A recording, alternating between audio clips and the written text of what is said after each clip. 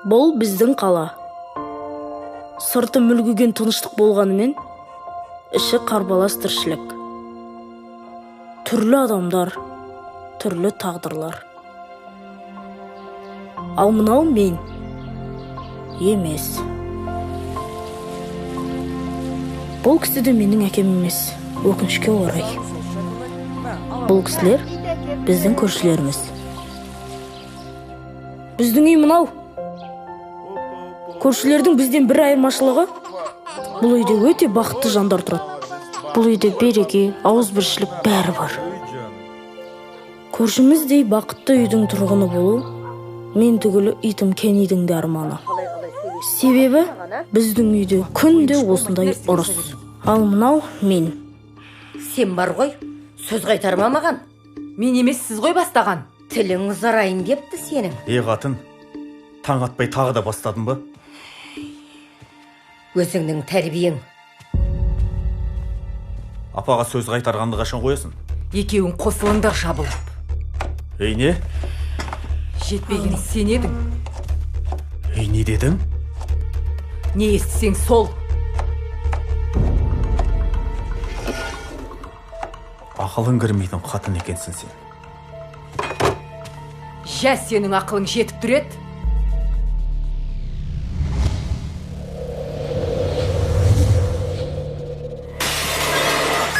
Одан да қазанды лақтыра салмадың ба? Аузын жабасың ба, жоқ па? Жаппайым, ал тағы ұрмақшысың ба? Жапшы аузынды. Жаппайым дедім саған. Ей. Сен ұрғаннан басқа не білесің өзі?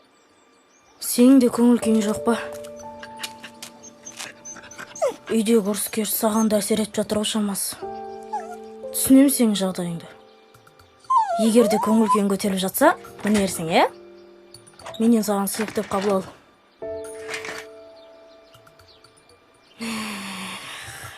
Онда мен кеттім сабаққа.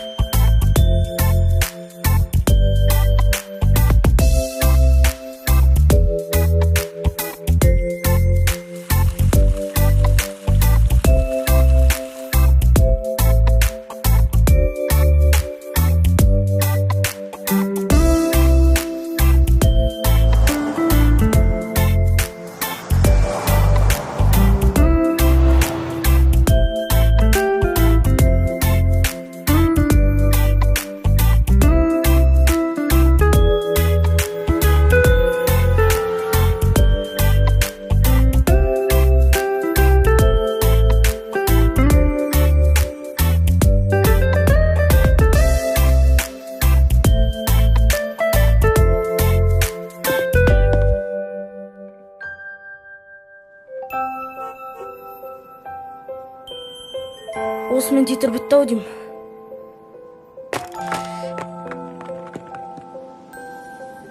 Сенесіздер ме? Осы титрға болар режиссер мені үйден мектепке дейін жаяу алып келді. Негізі күнде автобуспен келіп жүрген баламын ғой. Құнанбайұлы 1904 жылы өмірден өтті. Оның 45 қара сөзі бар және 100 шақты өлең. Бір сөзбен айтқанда, үйдегі айқай-шудың кесірінен бүгін де сабағыма дайындалмай келдім. Мұғалімнен де ұят болды. Өлең сөздің патшасы. Балдар тынышталамыз. Қиыннан қиыстыра. Айтпақшы. Тілге жеңіл. Танысып қойыңыздар. Бұл Рауан. Менің сыныптасым, әрі көршім. Жаңа көрген бақытты үйдің баласы. Жарайсың Диас, отыра ғой. 5. Рахмет апай. Олжас, тұрсаң неғып отырсың? Апай шақырып жатыр ғой. Апай. Не болды, Олжас? Ештеңе? Мені шақырған жоқсыз ба? Жоқ. Омаров, бір жерің ауырып тұрма сенің? Жоқ апай, бәрі дұрыс. Онда тақтаға шық, сабақ айт. Меруерт апай, мен сабаққа дайындалмаған едім. Бір дайындау болсам бола ма? Отыр 2. Мынау осы жерлерім ауырып тұр. Қап деген екен ғой. Заман не болып баратыр өзі. Баяғыда әйелдер атын еркектерді еркекке санамайтынбыз. Қазір керісінше болып кетті ма, түсінбейсің. Мынау сіздің бас сүйегіңіздің томографиясы. Сотрясение бар ма? Сотрясение жоқ. Қорқатын ештеңе жоқ. Бәрі қалыпты. Басыңыз айналып, көзіңіз қарауытып, жүрегіңіз айнымай ма? Жоқ, ондай болған жоқ. Қорқатын ештеңе жоқ, көрініп тұр ғой. Бәрі жақсы. Тек ана көзіңізге бір мазь жазып берейін. Иә. 2 мезгіл жағасыз, таңертең және кешке. 3 күн ары кетсе 4 күнде жазылып қаласыз. Рахмет. Кешіресіз 1 минут. Сөйлесе беріңіз, ештеңе етпейді. Алло? Сәлеметсіз бе? Иә, сәлеметсіз бе? Мен балаңыз Олжастың мектептегі психологы едім. Иә, таныдым ғой, айта беріңіз. Сіз бүгін келем деп едіңіз ғой, мен сізді күтіп отырмын. Иә, білем. Барғаннан соң түсіндірем жағдайды. Мен түсініп тұрмын бәрін. Бірақ баланың көзінше ұрыспауға тырысыңыздар. Сонда бізді баланың көзінше әдейі ұрсады деп ойлайсыз ба? Жоқ, дегенмен ләжі болса ұрыспауға тырысыңыздар. Балаңыз үйге келгенде жақсы қарсы алыңыз. Әлемдегі ең жақсы жерге келгенін сезінсін. Сіз менің енемнің мінезінің қандай жаман екенін білмейсіз ғой? Енді ол кісі жаманды жақсылы сіздің күйеуіңіздің анасы. Соның кесірі мынаның бәрі. Күйеуім болса анау, мені қорғаудың орнына енемнің айтқанынан шыға алмайды тормыз. Бұл менің ақылым емес, кеңес деп қабылдаңыз. Күйеуіңізді бұдан былай басқа ешкімге жамандамағаныңыз жөн болар. Неге жамандамайды екем? Ертең ақ өзіңіз күйеуіңізбен жарасып кетесіз. Ауыл өзгелерді көзімен мәңгілік оңбаған жаманатты болып қала береді. Сол жағын кішкене ойлансаңыз. Сіз маған ақыл айтайын деп шақырдыңыз ба, жоқ әлде баламның мінезі туралы ма? Жоқ, балаңыздың мінезі туралы айтып жатырмын. Мына үйде күнделікті болып жатқан жанжал балаңыздың мінезіне тікелей әсерін тигізіп жатыр. Мен соны айтқым келеді сізге. Бұл үй қалайша тып-тыныш болып қалды деп тұрған шығарсыздар. Қазір басталады. Ей, келін.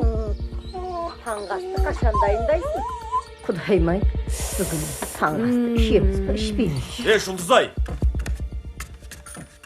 Жұлдызай! Не болды? Мен саған кеше айттым ғой бүгін ақ көйлек кием деп. Қоңыр көйлекті кие саш. Болмайды, кемеймін. Қанша мәрте айтам дайындап қойды. Сен де бір. Маған бере салшы, өзіме үтіктеп берейін. Жоға, өзім үтіктеймін ғой. Түйдей? Үтіктемей қой, осылай барам. Басында ұнатпаған едім өзін. Алма дегем саған. Апа, қойыңызшы, тағы бастадыңыз ба? Қатынды бастан, баланы жастан деген бәріне өзің кінәлісің. Апа, осы қашан тыныш айқайсыз өмір сүреді екенбіз, а? Ей...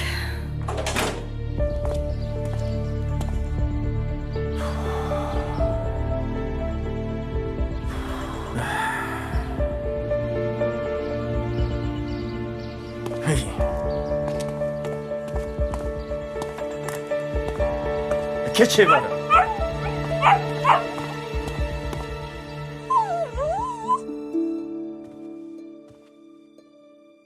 Жұрттың келінін көрсең әуесің келеді.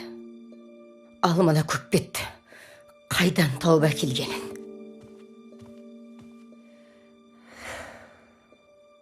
Ен емес, кене десе. Ит қыса барпылдап әбден миды жеп бітті ғой.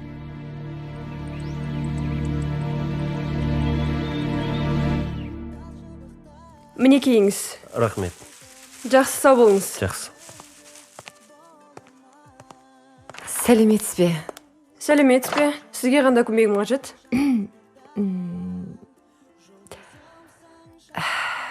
Не ғой, сіздерде у табыла ма? Түсінбедім. У бар ма дейм?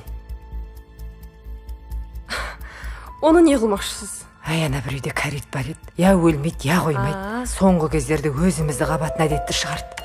Соған беріп, көзін құрта салайын дегенем. Оның несін уайымдайсыз әпке? Ең дұрысы ит ататындар шақыртып, аттыра салмайсыз ба? Көршілерді шулатпай-ақ у бере салайын деп ойлаған ем. Кешіріңіз, біз у сатпаймыз, дәрі сатамыз. не ғой, қайдан алсам болады екен? Мен қайдан білейін? Кешіріңіз.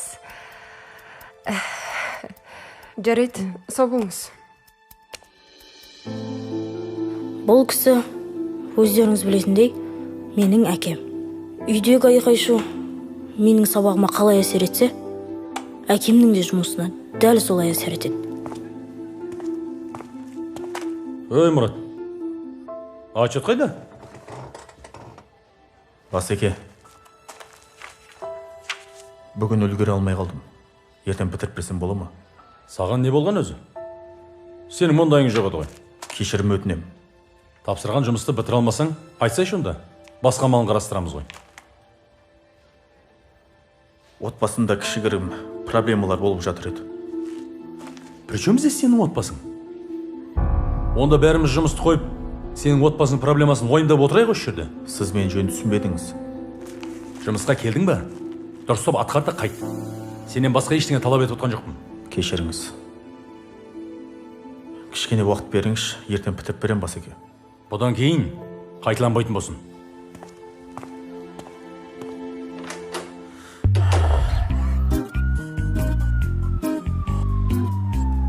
Білесіздер ғой, анам мен әжемнің бір-біріне қандай қарым-қатынаста екенін. Екеуі бір ит пен мысық сияқты, бір-біріне қас. Қолдары босаса бол, айналысатын тірліктері бір-бірін жамандау. Амансыз ба, апа? Аманбыз. Көп жаса қарағым. Рахмет, айтқаныңыз келсін. Сенің келініңді айтам да. Иіліп сәлем салған сайын жүрегім елжірейді да тұрады. Туй, менің де келінім осындай болса болады ғой. Мақтайтын түгі жоқ. Басында бұның да мінезі болды. Қазір дұрысталды ғой. Қойай. Сенің де келінің тәп-тәуір ғой. Қайдам. Менің келінім таза сұр жуан, таза көкбет. Қой? Десең мәдеп тұрады. Әке шешесі қандай тәрбие берген дейм? Барған жеріңде енеңмен қырылыс деп дайындап жіберген ба? Түсінбедім. Қойшы, сен де айтады екенсің. Рас айтам. Үлкенді үлкен демейді. Айшамалау шаршатып жіберді ғой мені. Солай ма еді? Солай, сен біраз нәрсені білмейсің ғой. Күйгенімнен айтып отырмын ғой саған. Ашуыңды бас. Қайдам. Адам болатын түрі жоқ.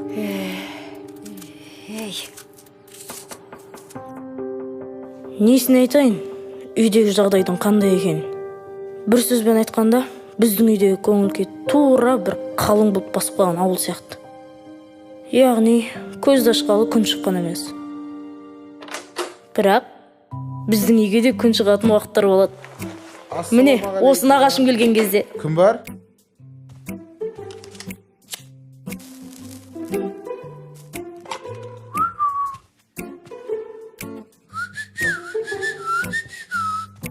Жезде? Олжас! Нағашеке қалайсың? Сен қалайсың? Шоколадный зайцем менің. Опа. Қанша уақытқа келдіңіз? 1 секундқа келдім. 3 секунд өтті мен қайттым. Әпкем қайда? Әпке, күш тамақ істеп отқан сияқты. Мен келдім. Әпке тайым менің, қалайсыз? Жақсы, өзің қалайсың? Жақсы. Көзіңізге не болған? Жай әшейін, өзі қызарып тұр ғой. Әлде біреудің жұдырығына соғып алдыңыз ба? Қандай тамақ жасап жатсыз, әпке? Сорпа ғой. Сорпа? Иісі мұрнымды жарып бара жатыр бар ғой. Асқазан давлениесі бар еді, бүгін бір жазылып қалатын болды. Әпке, ет-бет болмаса шай-пай қасықпын. Жездем қақты? Мына жақта. Жездеге, ассалаумағалейкум. Жездеге, әпкемнің күйеуі. Қалайсыздар? Қалдарыңыз қалай? Шүкір. Жездеге сізді қатты сағындым. Менде. Менде бір өтініш бар. Айта бер. Жағыңыздан бір өш. Әзілдеп отырмын. Реңіз өзгеріп, түріңіз басқаша болып өзгеріп кетіпсіз ғой. Қош. Тамақтан Қалай, алыңдар. жағдай жақсы ма? Жақсы. Кәдімде өзгеріп, рең кіріп, Рең кіргенде жоқ, әбішіп кетіпсіз ғой, жотам. Әлде үйде жақын арада үлкен бір бой болған ау деймін де. Жоқ. Әпке, ау бой болатын кезде маған хабарласпайсыз ба? Бір-екі встречный прием ұйымдастырып беретін едім де. Болмаса сүргімен желіп көмектесіп тұрамын. Қойшы. Уайымдамаңыз, сізге жабылайын деп отқан ешкім жоқ. Менікі только разнарыз ғой, білесіз ғой. Әпке, ау мені енем жақсы көреді екен. Тура астың үстінде түсем де менде. жә сол ырымның рас екеніне күмәнім бар да. Неге? Қыз кезімізде талай түстік қой тамақтың үстінен. Тамақтан ал. Қалай? Жатақханада қарын тоқ, бәрі дұрыс па еді? Жоқ. Айема. Күшіге айтпады. Осы әпкеңе келіп киім жуғыза бергенше, осы үйге келіп тұрсай?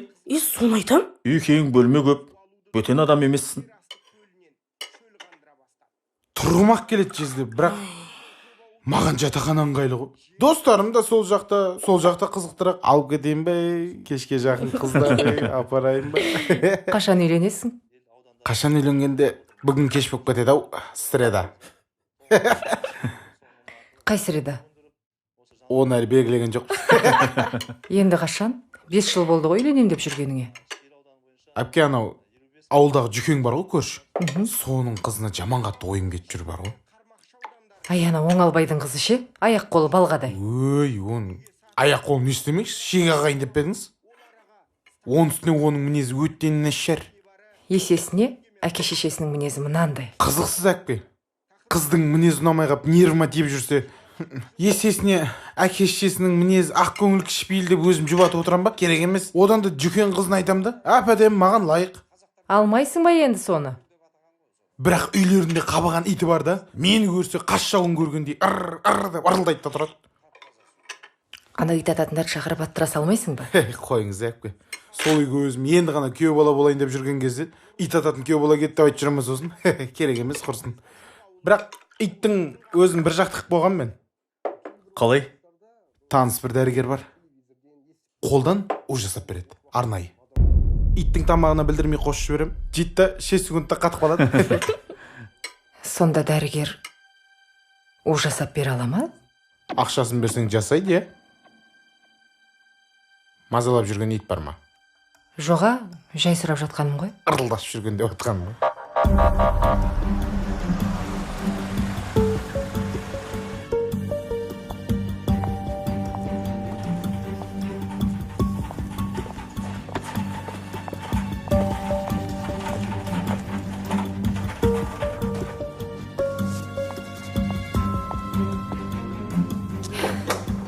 Рахмет, сау болыңыз.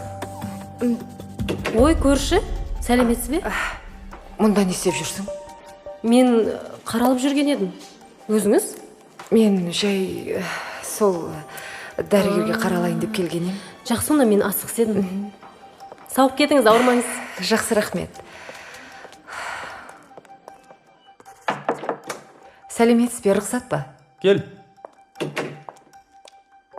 Келіңіз, отырыңыз. Дәрігер, мен бағанағы мәселемен келген едім. Айналайын. Екінші рет о жайында телефон арқылы айтушы болма. Түсінің бе? Аға, кешіріңізші. Жағдай қиын болып тұр, көмектесіңізші. Неге бала жағыңды ойламайсың? Оды ішіп ойлай салғанда проблеманың бәрі шешіледі деп ойлайсың ба? О маған емес. Енді кімге? Енеме. Не үшін? Сол қақбасты құртпай, біздің үйде береке жоқ. Сол үшін. Сен мені кім деп отырсың? Ай? Қой, айналайын, мен ондайға бара алмайын. Бар шық. Дәрігер, көмектесіңізші. Барым өтім сізде. Сенің бір көзің көрмей қалған ой, мен негізі? Жоқ, аға. Кіребесте не деп жазылып тұр? Ухана деп жазылып тұр ма? Көзіңді ашып қарамайсың ба? Үш әріп түсіп қап ма? Аурухана деп жазылып тұр. Сен адасып кеп olsun. Бар, шық. Аға, көмектесіңізші, барым өтім сізде, аға.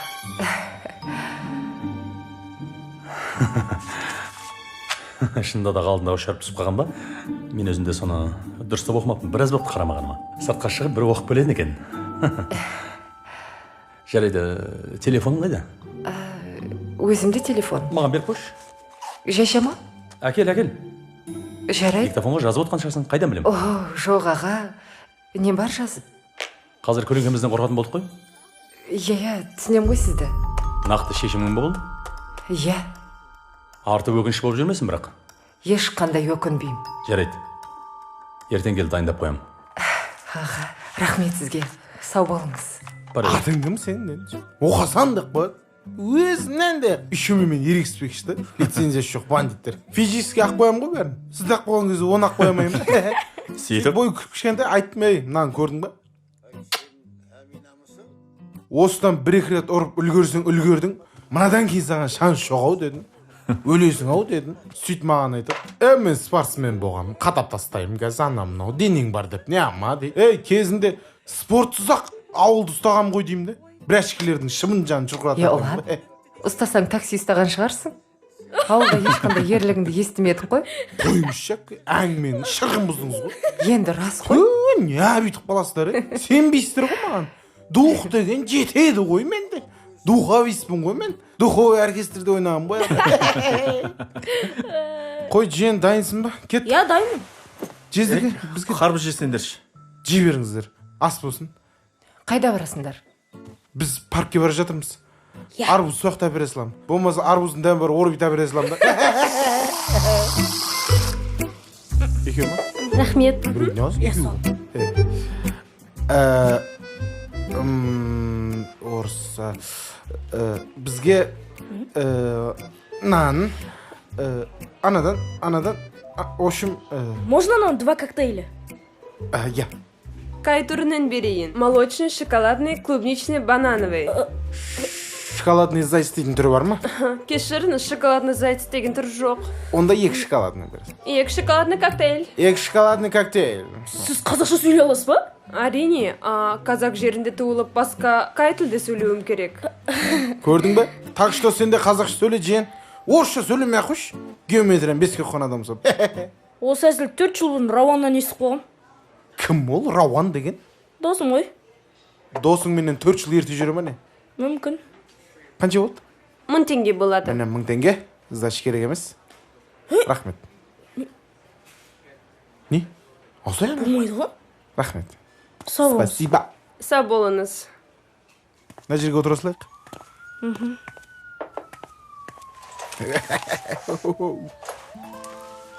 Не болды, жиен, көңіл күйің жоқ қой?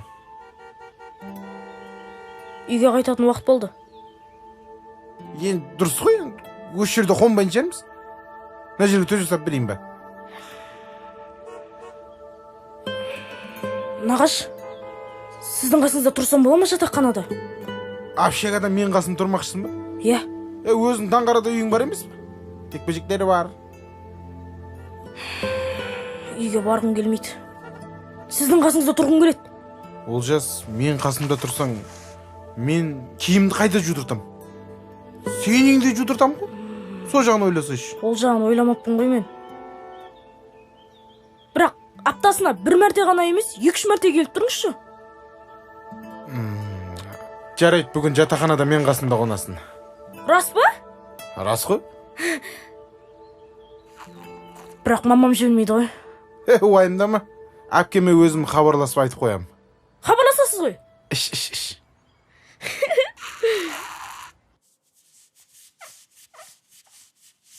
Мына гүлдерге неге уақытылы су құймағасын? Кеше құйдым ғой, апа. Кеше құйсаң, неге бүгін құймайсың? Кеше құйдым дедім ғой. Өзің немене? Кеше ішкен тамағыңмен әлі жүрсің бе? Бұларға да су керек. Құй күнде. Апа. Немене? Ей, тыныш, сөйлесіп жатырмын ғой. Кешірім өтінем, күттіріп қойғаныма. Енді бәрін өзім қадағалайтын боламын. Жақсы, сау болыңыз. Олжас соңғы кездері сабағын мүлдем оқымай жүр екен. Анасы баласының сабағына қарамайды ма екен?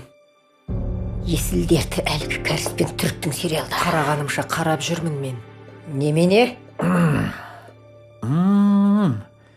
Мына сорпаның иісін ай. Менің мұрным жарып баратыр ғой. Дәмі жақсы, сорпа керемет болыпты. Рахмет.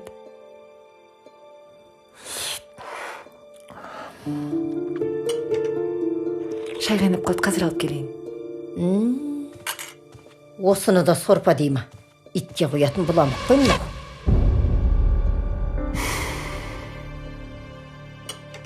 Ұнамаса ішпей қойыңыз. Немене? Осы қашан адам құсап тамақ ішеді екенбіз, а?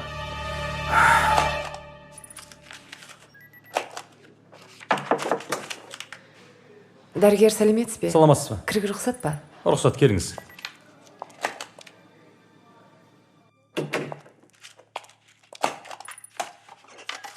Аға, дайын болды ма? Дайын.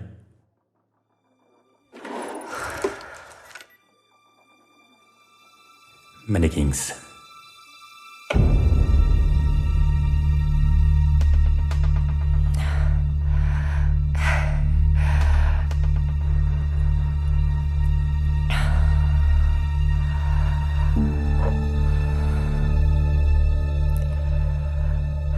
Бүгін түннен қалдырмай құртам сен қақпасты. Қанеге бере келіңіз. Не үшін? Әкел бері. Аға? Әкел бері.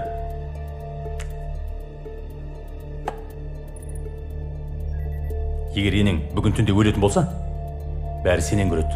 Ал сен арқылы мені тауып алады. Сенің бір енең үшін бүкіл өмір бойы жинаған абыройымнан айырылатын жағдай жоқ. Шық кабинеттен. Сен мені, мен сені көрген жоқпын.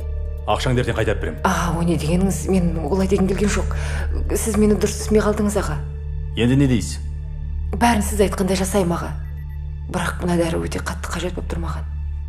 Жарайды. Бұны саған 2 шартпен беремін. Ол қандай шарт? Біріншісі, тамағына күніне 1 тамшыдан тамызасың. Сонда қанша күнде өледі? 1 ай. 1 ай? 1 ай. Бүгіннен бастап енеңіздің жағдайы нашарлай бастайды. Басы айналып, көзі қарауытып, денесінің қызы көтеріледі. Жүрегі айнып, іші ауыратын болады. Айдың соңына қарай ажалы өзі келгендей енеңізді шығарып саласыз. Ары қарай бақытты да баянды өмір сүресіз. Келістік па? Келістік, аға. Міне. Аға, бәрін сіз айтқандай етіп жасаймын. Бірақ точно өледі ғой, иә? Точно емес. Гарантия. Бірақ екінші шартыңыз қандай, аға? Екінші шартым? Так, бүгін миссиямның 1-ші күні. Яғни бақытты күндеріме 1-ші қадамды бастым десем де болады. Айта кетейін, біздің үйдің бір ерекшелігі, әр қайсымыздың өзіміздің табақтарымыз бар.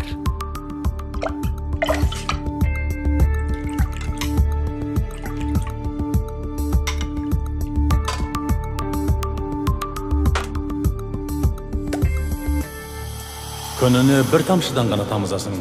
Өз үйімде өзім қожамын. Сондықтан да 2 тамшыдан тамызам.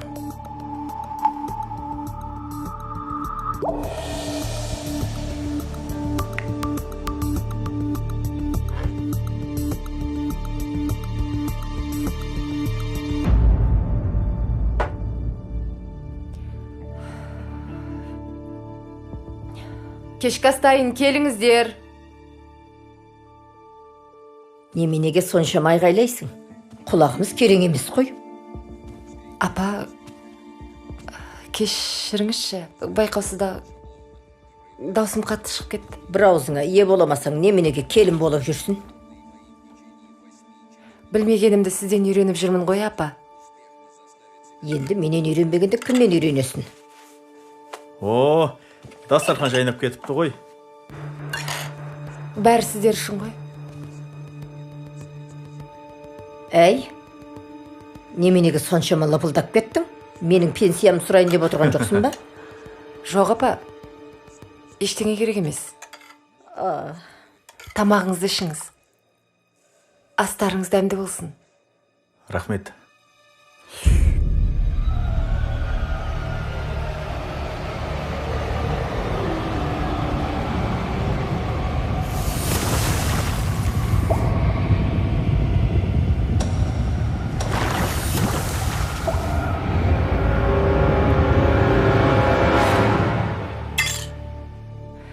Кешіріңіздер. тамақтарыңызды ше беріңіздер. Ал.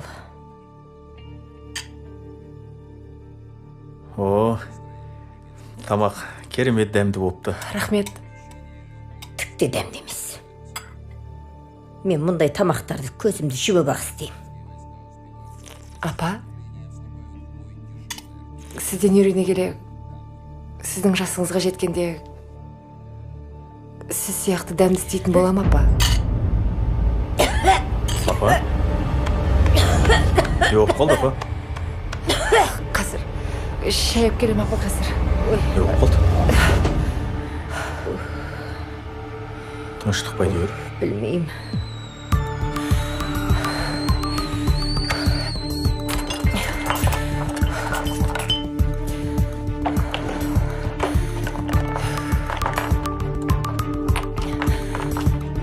Не іздеп жатсың? Жай ручка іздеп жатырмын. Асханада қандай ручка? Балалардың сабағын қарайын, я? Балалар несі? Олжас ұланмен бірге жатақханада емес пе?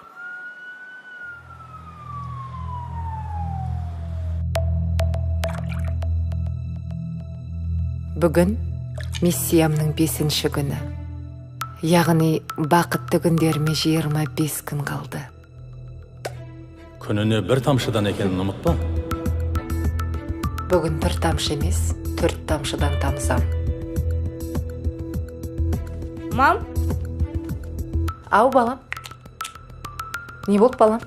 Қарным ашып кетті. Қазір алып барам. Қазір мына жерде заттарды туралап алайын.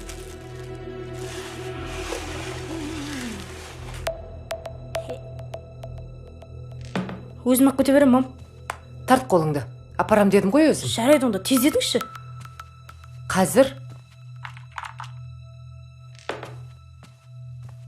Ей, келін. Ау, апа. Тамағыңды әкелсеш. Қазір.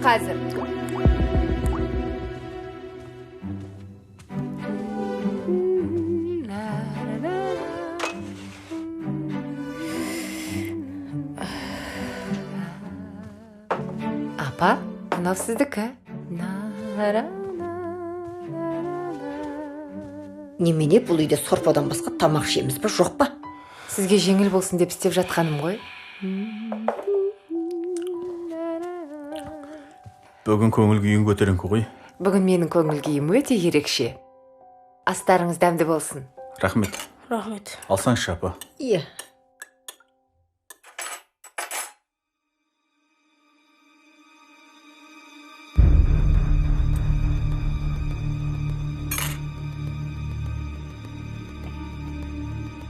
Келін? Ау, апа. Сен неменеге менің кесеме тамақ ішейін деп отырсың?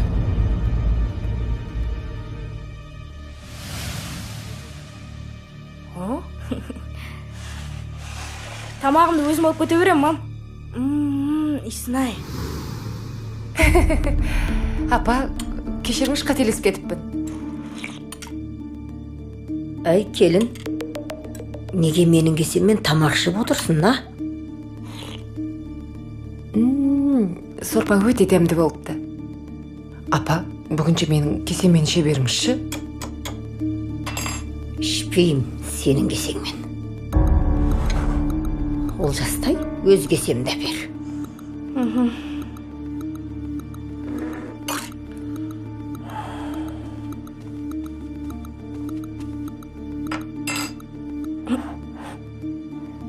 Мам, жүрсеңші.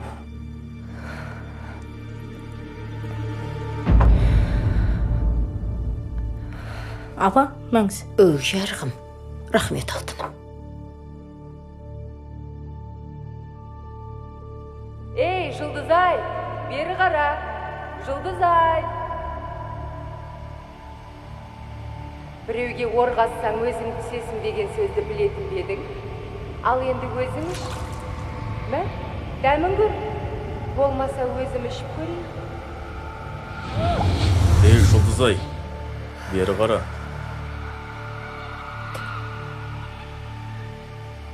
Апама дайындаған ұлды өзің іш. Дәмі қандай екен көр. Тамағын ішсеңші деймін.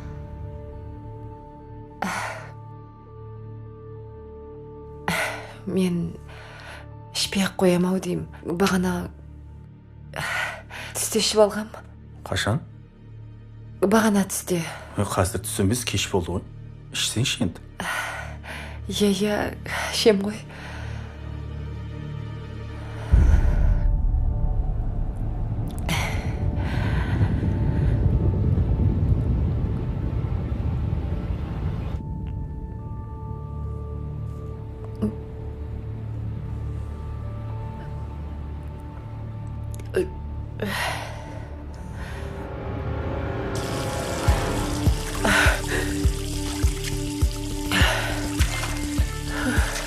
Жұлдызай, бәрі дұрыс па? Басым айналып жатыр. Тыныштық па әйтеуір? Ай, Мұрат. Ау? Ананы шақырған ба едің? Шақырдым, апа. Кешігіп жатыр ғой. Уайымдамаңыз, кәскеп қалады.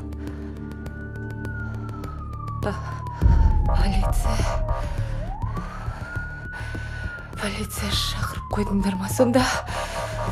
Түсінбедім. Не дейсің? Кешіріңдер. Бәрі түсінікті. Біздің көзімізді құртып осы үйге еге болмақшы екенсің ғой, ә? Не деп тұрсыз? Арқандап кел. Қайдағы арқан? Арқандап келді, қолын байлаңдар. Қашып кетіп жүрмесін. Жұлдызай. Жұлдызай. Жұлдызай. Есіңді жидың ба? Мынау кім болды сонда? Раджи қайда, а? Ой, сен сонда Раджи емессің ба? Мен қайдамын? Жұлдызай, неге менен осы уақытқа дейін жасырып жүрсің? Енді мен бәрін білем. Маған бәрін айтты. Кім айтты? Дәрігер ме?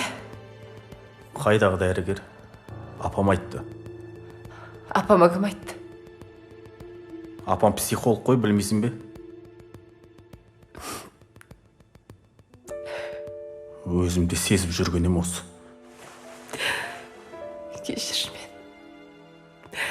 мен тек жанұямыз бақытты болса екен дедім. Мен не? Тату-тәтті өмір сүруді қаламайды деп ойлайсың бе сонда? Кешір мен, Мұрат.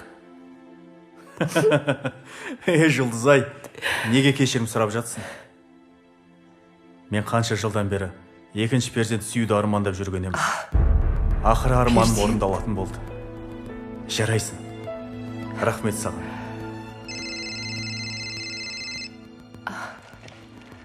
О, класстас. Қатын жүкті болды, құттықтамайсың ба? Кездесейік бүгін. Мен байқаусыз дауды өзім ішіп қойыппын. Енді маған не дейсіз? Мен екі қабат екем. Құтты болсын. Іштегі нәрестеге әсер ете ма? Бір тамшыда тұрған ештеңе жоқ. Айдың соңына қарай бір айда әсер етеді. Айттым ғой өткенде. Дәрігер, шынымды айтсам, бір тамшы емес, 4 тамшы тамызған едім. Сенің басың істейме өзі? Істемей тұр ғой сол. Қазір қайдасыз? Ауруханада. Менің басымды қатырып жібердіңіз бар ғой? Кейін хабарласыңызшы, алдымда адам отыр.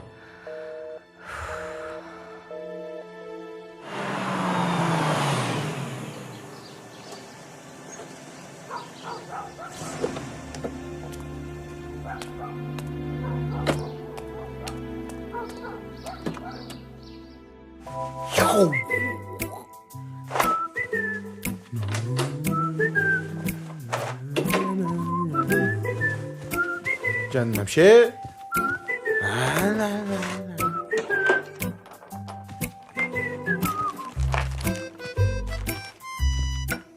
Әке? Ал, ұлан, сен ба, не айтайын деп едің? Құттықтайын деп ем. Естіп жатыр. Рахмет. Құтты болсын. Фук дейсіз ғой, Құдай қаласа. Не іздеп жатсыз? Құжаттарымды іздеп жатырмын, ұлан. шлен кухняда сонда жүргенде құжаттарыңызды демейтін шығарсыз. Қой тұршы. Тірлік ешқайда қашпайды ғой, мен сізге көмектесермін. Қандай құжат?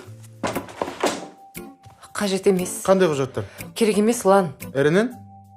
СИК? Адресный справка? Қойшы, Лан. Олжастың метрикесі. Баршы тірлігің істеш бар. Мақұл енді. Көмектесейін ба деп айту, парызым ба деп атыр. Лан. Жоқ әлде көмектесу парызым ба екен? Қажет емес, рахмет. Ниетін түзу деп атқам ғой. Ниет қал болсын, әпке. Рахмет. Олжас, не істеп жатсың душты? Шықсам 1 сағат болды ғой. Маман кел. Түрекесің ғой. Әй, келін. Апа, Жағдайың жақсы ма? жақсы.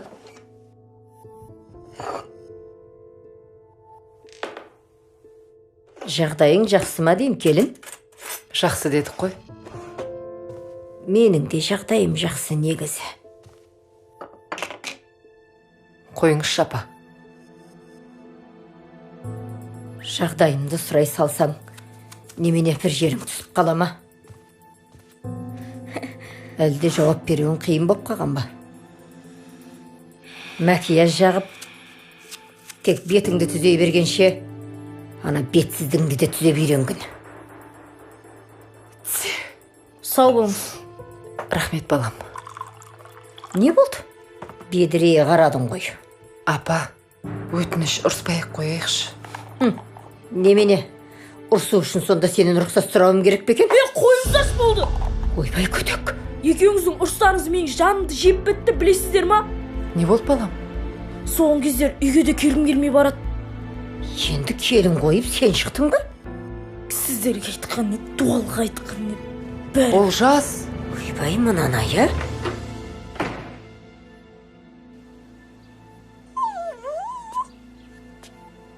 Әй, Олжас, бергел бері.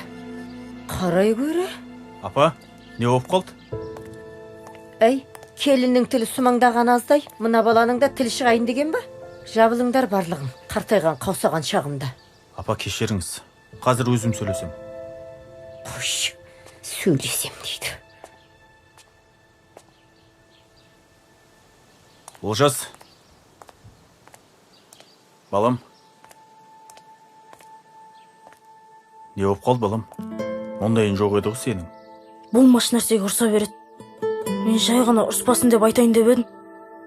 Олжас, бала емессің ғой. Түсінесің ғой бәрін.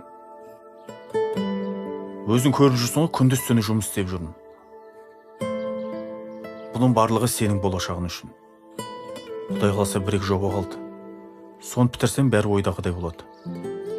Болашақта бай боламыз. Әке, маған бай болғанымыз қажет емес. Маған тек бақыт жанұя болсақ болды, жеткілікті. Сонда мен не істеп жүрмін? Кешіріңізші.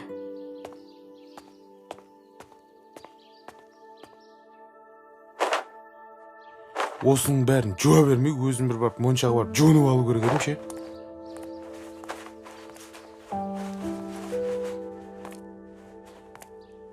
Не болды жезде? Настроениеңіз Нарынқұл жаққа кетіп қапты ғой. Өмір не болып кетті өзі қайным. Не болыпты өмірге? Үйге кірсем әйелім жырын айтады. Апама жолықсам ол да айтады.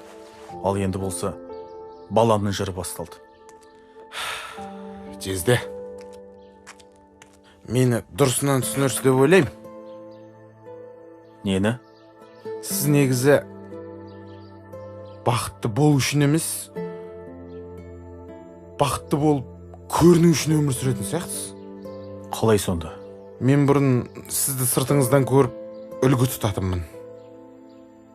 Жездем секілді мен де семья құрсам деп талпынатынмын сізге қарап. Бірақ жақын араласып, ішкі өмірлеріңізді көріп, менің мүлде үйленгім келмей қалды. Жоқ қайным, не ғой? Жезде, маған үнемі жатақханада емес, біздің үйге келіп тұрмайсың ба деп айтасыз. Шынымды айтсам, үйлеріңізді тұрғымақ келеді жезде. Бірақ үйдегі күнделікті айқай-шуларыңыздан кейін бұл үйге менің де мүлде келгім келмейді. Тек Олжас жиеннің көңілін көтеру үшін ғана келем. Айтпесе кір жуатын машина жатақханада бар негізі. Қайным, сен мені жөн түсінбедің. Мен осының барлығын... Жоқ, жезде, сөзіңіз аузыңызда мен сіз жақсы түсінем. Бірақ бар ғой негізі, апам мен әпкемнің айқайы басталса болды, оның шешу жолын іздемейсіз.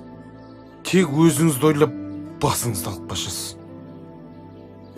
Әрдайым екі ортада Олжас қалады. Олжастың қаншалықты ауыр күй кешіп жүргенін ешқайсыңыз байқамайсыздар. Бір айқайлап қателік жасап қалып еді, барлықтарыңыз байқап қалдыңыздар. Себебі онымен ешқайсыңыз сырласпайсыздар жезде. Бар сырын мына маған айтады. Жезде бар ғой негізі, менің ойымша. Бақытты болу үшін көп нәрсе қажет емес сияқты жезде. Қамқор жар, ата-анаң, жайлы үйің, тәтті балапандар болса болды, сол жеткілікті. Ал сіздерде бұның барлығы бар. Бірақ неге ұрса беретіндеріңізді түсіне алмадым жезде. Кешіріңіз.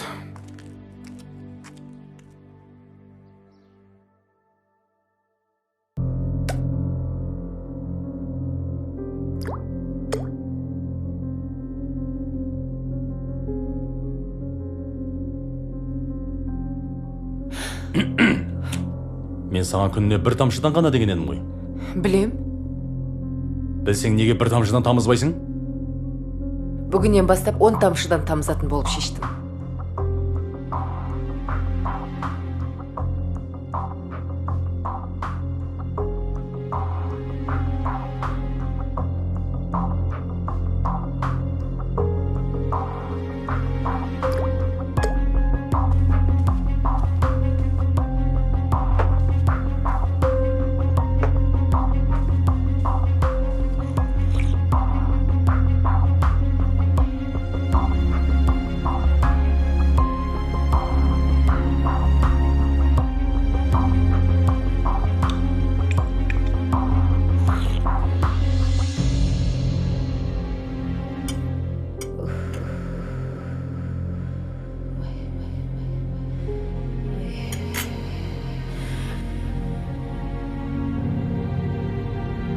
Апа?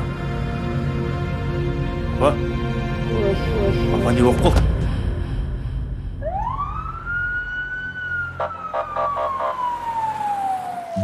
Бүгін нағашым үнемі бізге айтып беретін ертегісіне шын өмірде өз тап болды. Бірақ басты кейіпкерлері мүлде басқа адамдар. Бөбе, не тесіліп қарап отырсың? Әкеңді көргендей болдың ау деймін. Пончик, проблема керек па не? Салсайш 1-2 килограмм проблемаңнан алайықта. Көп алмаса өзіңе. Сен мен ерексейін деп тұрсың ба? Пончик, сен олай рисковать етпесей? А так художник емес, мен рисовать ететін. Конкретно айтып тұрмын саған. Сен кіммен ерексіз тұрған білесің ба? Бөбе, сенің кім екеніңді білу маған парыз ба не? Майо, не деп тұр мынау? Мынаны көрдің ба, Көрдім ал. Мынау теткасың, бісміллә. Мынаны ше, көрдің ба? Көрдім аға, ассалаумағалейкум. Салам. Пончик, кім боласың сен? Ұлан болады. Ұлан? Ісім, братан. Атак, Мура, Банзай, біз боламыз. Естігем аға, естігем. Короче, көшенің балдарымыз негізі. Жоқ аға, мен үйдің баласымын, өзімен өзім тыныш. Онда неге дерзкий болып тұрсың сен? Жоқ аға, ондай қасиетім жоқ. Разнараз шығасың ба? Жоқ аға. Жіберші Мура мені, түсінбедің, жіберші. Жүрші мен аға. Сындырып тастасай, Банс. Дік. Кім айтып Бергеш, кеш. Аға, қазір мен емделіп жүрмін аға. Ауырып жүргенім дәрігерге барғам ғой. Өкпеңе суық тиген дейді. Бүйрегіңде тас бар дейді. Тырнағыңды ап жүр деп жатыр. 80 жыл өмірің қалды дейді. Өкшең жарылған деп жатыр ғой. Кәз. Опа! Кән, телефоныңды берші. Кән. Аға, әпкем звондап жатыр еді. 1 минут соңғы рет сөйлесіп алсам бола ма? Сөйлесіп ал. Банзай, қазан телефон сатып, 4 лаваш жеп алайын мен, Сен пирожки жей сал. Бар телефон ақ қоямыз. Болды, барам. Апам төркініне ұзаққа қыдырып кеткен. Қазір барсам бола ма? Ена қошайын деп отыр ау. Болды, тез барам. Чек. Иә. Тоқта, Бергеле. Бергеле. Тоқта, қашпа, бергел.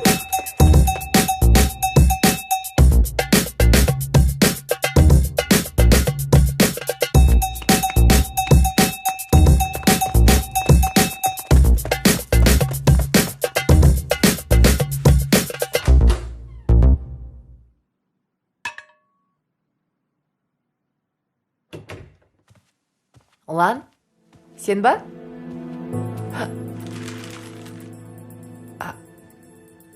Апа, сіз бе? Жоқ, Мұратпын. Қашан келдіңіз? Былтыр.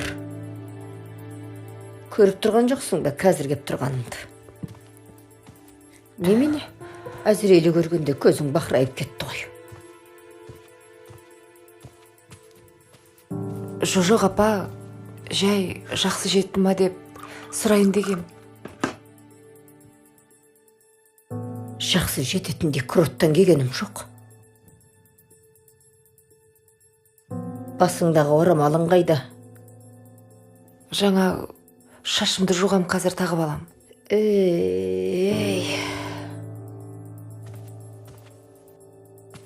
Апа? Апа!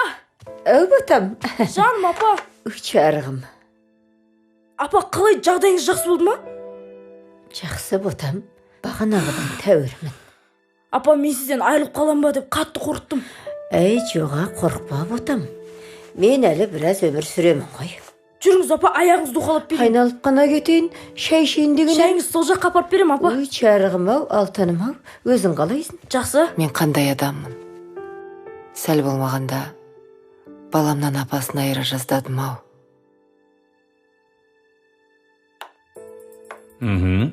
Иә. Басында солай болады. Бір есінен танып, есіне қайта келіп, бұны адамдар кәріліктің дерті келген деп ойлайды. Бірақ скорыймен әкетіп бара жатқанда жаным ашып кетті ше апаға. Солай ма? Мен сізге басында айтқам. Арты өкінішті болып жүрмесін деп. Енді қалғаны мен айтқандай қылып істеңіз. Жақсы, сау болыңыз. Маған қайта-қайта телефон соға бермеңіз. Бір-өмірі күдіктеніп жүрер. Келін. Апа? Кіммен сөйлесіп тұрсың? Не ғой, анау дәрігерім ғой кешегі. Апа, шай ішесіз бе? Рахмет, қарағым, кейін ішемін ғой. Қарағым.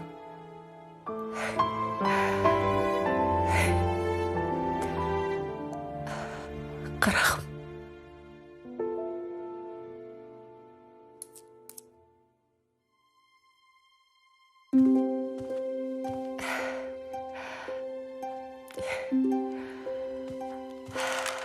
Апа? Не тоқып отырсыз? Ол жастайға қалпақ тоқып отырмын.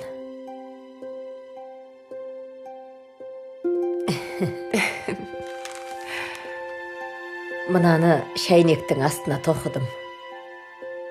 Рахмет, апа.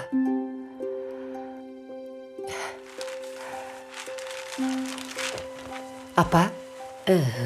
Мына орамалды өзіңізге арнай алдым.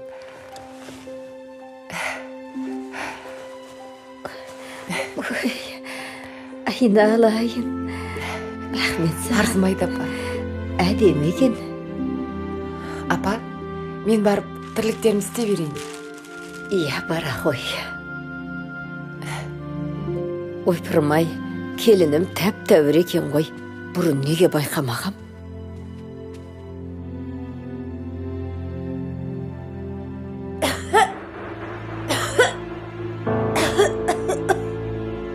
Ойбай, маған не болды?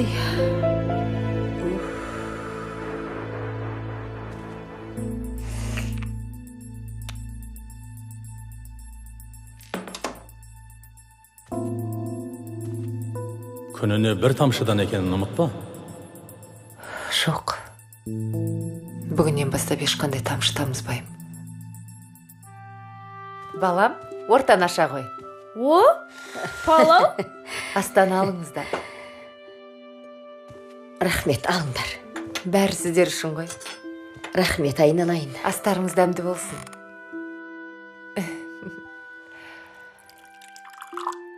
Апа, шайдан алыңыз.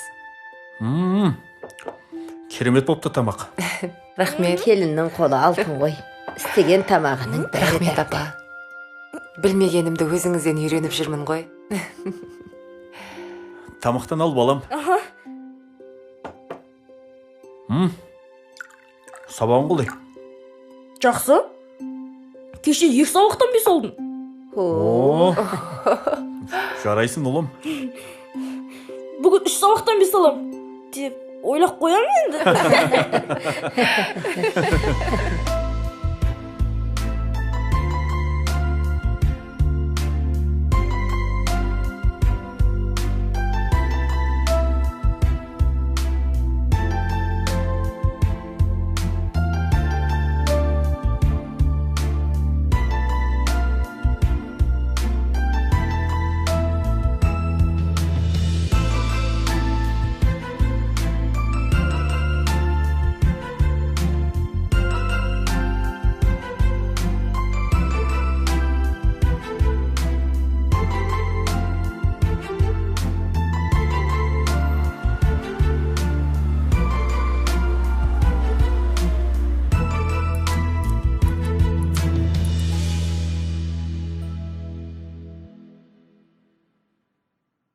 Өзіңе жарасып қалды.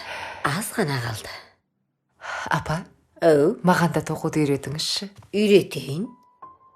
Үйренгенің өзіңе жақсы келін. Ертен балаларыңа нәски жемпірлерін тоқып берерсің. Иә. Рахмет, апа. Сізді сондай қатты жақсы көрем. Мен де сені жақсы көрем. Мұрат, қараш, апам маған әдемі орамал тоқып жатыр. Жараса ма? Әдемі жарасады екен. Рахмет. Айтпақшы, ақ көйлегіңді түктеп қойған едім ғой. Жоқ, қоя бер. Осылай барам. Апа, Ау, мен жұмысқа кеттім. жолың болсын балам. Жақсы, рахмет.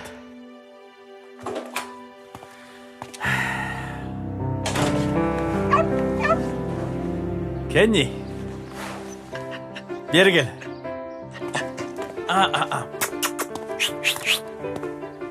Кел. Жарайсың. Өткендегің үшін кешір, жарай ма?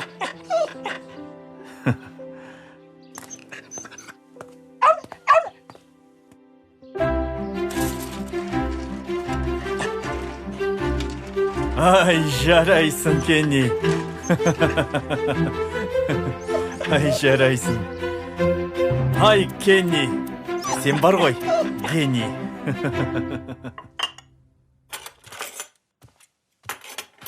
Келін, Ау, апа. мен іздесеңдер Айжамалдың үй жағында болам. Жарайды, жолыңыз болсын. Рахмет, қарағым.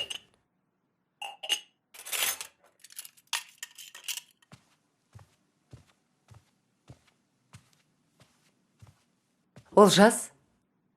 Ау, Не істеп тұрсың? әшейін.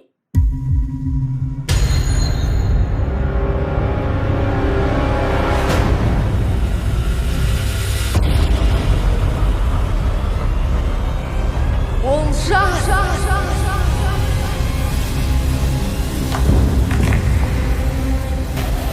Құс. Құс. Құс дедім. Айбай.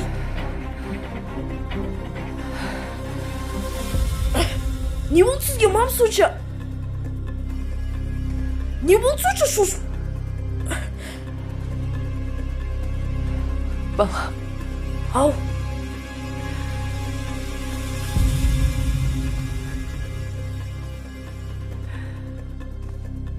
Мұрның қанып жатыр, балам. Не болды қанаса, сол үшін жылау керек па? Басың айналып жатқан жоқ па? Қайдағы бас айналған? Өзіңіз ғой бір ұрған. Неге іштің оны? Не екенін білесің бе өзі? Әрине білем, витамин ғой. Витамин? Иә? Қайдан ішіп жүрсің? Мама күнде ішіп жүрмін ғой, жай ғана витамин ол. Витамин?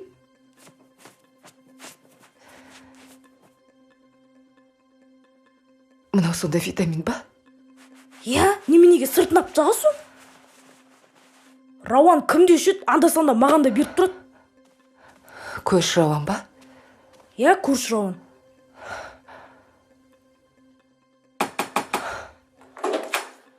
Сәлем, Рауан. Саламатсыз ба? Рауан, сенде мынадай ыдыс бар ма? Қаны? Мынау витамин емес па, иә? Иә, солай шығар. Бар ма сенде? Бұл керек. Қазір күте тұрыңыз, үйден іздеп көрейінші. Иә, бұл керек. Іздеп көрші өтініш.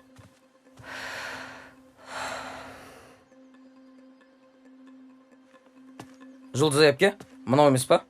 Иә. Витамин? Қызық. Сыртындағы қағазын не үшін алып тастағансыз? Жай әшейін.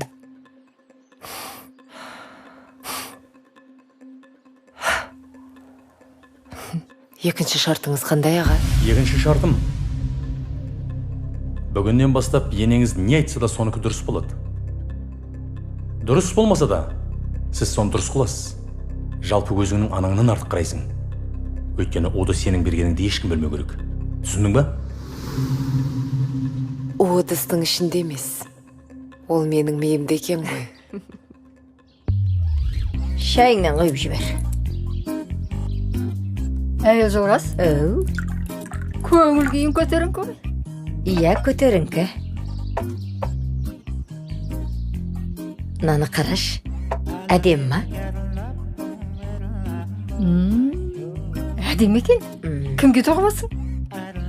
Келініме. Келініме? Көкбет келініңе ме? Қой, көкбетте ме? Өзің солай айтушан ғой. Ол кезде келіннің жан дүниесін түсінбеген екем. Қазір менің келінім алтындай. Тиіштік па? Өзің ойлашы. Мен келінімді жек көрдім. Ол неге мені жақсы көру керек? Дұрыс айтасың. Менің түсінгенім, біреудің мінезін түземей тұрып, өз ойымызды түзеуіміз керек екен. Болмаса, қисық ағашты түземей тұрып, қисық көлеңкені түземін дегенге ұқсайды екен ғой. Тоқ, шірікін әй, әй бірдеңе болса, уағыз айтып шыға келетін болсын ғой, ә?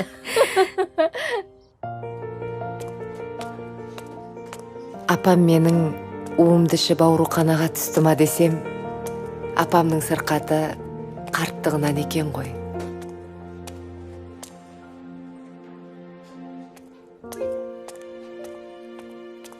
Тоқта, қайда барасың? Кешіріңіздер, кіремде шығам өтініш. Сонда саған ақмақпыз ба, тұр кезекке? Нан беремде шығам өтініш. 1 минут, иә? Қазір, өтініш. Сізге толық Дәрігер, рұқсат па? Жабыңыз есікті. Рұқсат сұрап кірмейсіз бе? Иә, кешіріңіз. Кешіріңіздер, бос емес екен.